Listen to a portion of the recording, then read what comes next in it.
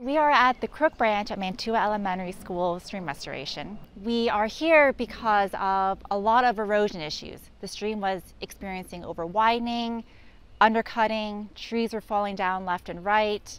I'm standing here on a trail that was severely compromised because of a pedestrian bridge that was a little too narrow for the fire hosing effect of the stream as it was shooting down, ripping away the sides of the banks.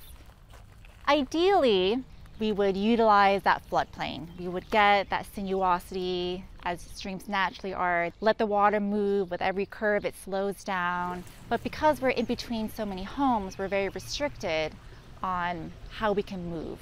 So therefore we add rocks to kind of get that water, crash against the rock and back into the stream. We come in, we have a huge impact. But what we try to do with our stream restoration projects is to identify areas of good vegetative quality and to try to protect those. And as you walk up and down the stream, you'll see little islands of existing trees amongst the construction area. Those islands were trees that were thought to be in good condition, and the vegetation around them is in good condition. So we save some of those little islands of good vegetation to kind of seed into the perimeter and help heal the landscape after we've done this major construction.